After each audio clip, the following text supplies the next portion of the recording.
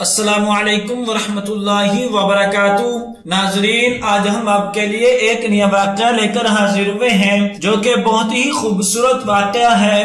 یہ واقعہ رسول اللہ صلی اللہ علیہ وسلم کا اعلان، تحریر نمبر 1096۔ ایک دن نبی کریم صلی اللہ علیہ وسلم نے ممبر پر چڑھ کر اول تو خدا کی حمد و ثنا کی، پھر فرمایا ابو بکر رضی اللہ عنہ کہاں ہے؟ حضرت ابو بکر رضی اللہ عنہ بولے یا رسول اللہ میں حاضر ہوں۔ فرمایا میرے پاس آؤ۔ حضرت ابو بکر رضی اللہ عنہ حضور صلی اللہ علیہ وسلم کے پاس آئے۔ حضور صلی اللہ علیہ وسلم نے انہیں سینے سے لگایا اور دونوں آنکھوں کے درمیان بوسہ دیا اور پھر بلند آواز سے فرمایا اے مسلمانوں کے گروہ، یہ ابو بکر صدیق رضی اللہ عنہ ہے، مہاجرین اور انصار کے سردار اور بزرگ ہیں، یہ میرے سچے دوست اور ہمدرد ہیں۔ جس وقت لوگوں نے میری تکذیب کی انہوں نے میری تصدیق کی، انہوں نے جان و مال سے میری معاونت کی، میری خاطر بلال کو خریدا اور اسے آزاد کرایا۔ تو سن لو کہ ان کے دشمن پر خدا کی پھٹکار ہو، خدا ایسے شخص سے بیزار ہے اور میں بھی بیزار ہوں۔ تم لوگوں کو چاہیے کہ میرا یہ اعلان سب سنا دو۔ پھر فرمایا عمر رضی اللہ عنہ کہاں ہے؟ حضرت عمر رضی اللہ عنہ بولے حضور صلی اللہ علیہ وسلم میں حاضر ہوں۔ فرمایا اے میرے پاس آؤ۔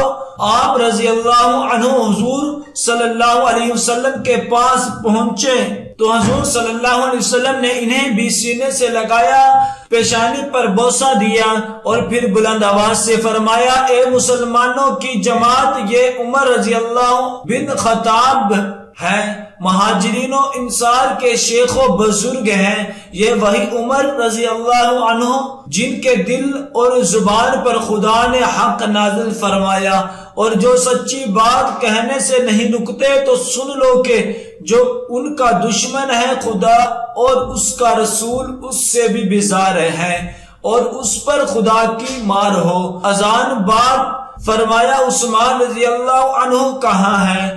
حضرت عثمان رضی اللہ عنہ عرض کی یا رسول اللہ صلی اللہ علیہ وسلم میں حاضر ہوں۔ حضرت عثمان رضی اللہ عنہ حضور صلی اللہ علیہ وسلم کے پاس گئے تو حضور صلی اللہ علیہ وسلم نے انہیں بھی چھاتی سے لگایا اور پیشانی کو چوم کر بلند آواز سے فرمایا مسلمانوں، یہ عثمان رضی اللہ عنہ ہے، مہاجرین و انصار کے شیخ و بزرگ ہیں، یہی وہ شخص ہیں جن سے آسمان کے فرشتے بھی حیا کرتے ہیں، یہی وہ ہیں جن کے نکاح میں نے خدا کے حکم سے اپنی دو بیٹیاں دی اور ان کو اپنا دماد بنایا۔ تو سن لو کہ ان کے دشمن پر بھی خدا کی لعنت۔